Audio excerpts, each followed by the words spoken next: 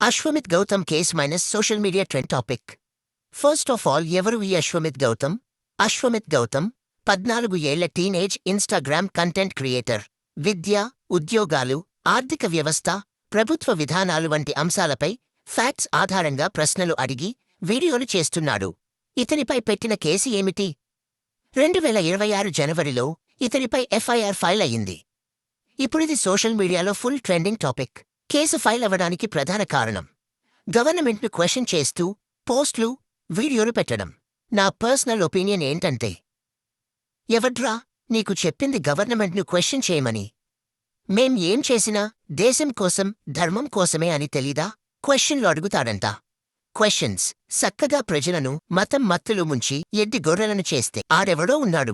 వాడి పేరు అభినవ్ అరోరా. వాడిలా చదువు సంధ్యలు మానేసి జనాలను ఎడ్డి గొర్రెలను చేస్తే నీకు అవార్డు గివార్డు వచ్చేది కదా? లేదు. రాజ్యాంగం చదివేస్తా, రాజకీయ నాయకులను అడిగి కడిగిస్తా అంటే నీ మీద కేసులు తప్ప వచ్చి కూడా రాదు. ఇంకా టాపిక్ లోకి వెళ్తే, ఫస్ట్ ఆఫ్ ఆల్ అశ్వమిత్ గౌతమ్ మీద కేసు ఎవరు పెట్టారో తెలీదు. ఎందుకంటే కేసు వివరాలు పోలీసులు బయట పెట్టలేదు. కేసు ఎవరు పెట్టి ఉంటారో తెలిస్తే కామెంట్ చేయండి. నాకు ఉన్న ఇన్ఫర్మేషన్ ప్రకారం ఒక సంస్థ లేదా ఆర్గనైజేషన్ కేసు పెట్టిందంట. ఆ సంస్థ ఏదో నాకు అయితే తెలీదు. అతనిపై సెక్షన్ 151 ద్వారా కేసు నమోదు చేశారు. సెక్షన్ 151 అంటే ఏంటో తెలీదు కదా? ఫ్యూచర్లో అతను ఇంకా క్వశ్చన్ చేయలేడు. ఫ్యూచర్లో వీడియోలు చేయకుండా ఆపడానికి ఈ సెక్షన్ మీద కేసు పెట్టారు. అది అన్నమాట సంగతి. ఆ కేసు పెట్టిన వాడికి మీరేం చెప్పాలి అనుకుంటున్నారో కామెంట్ చేయండి.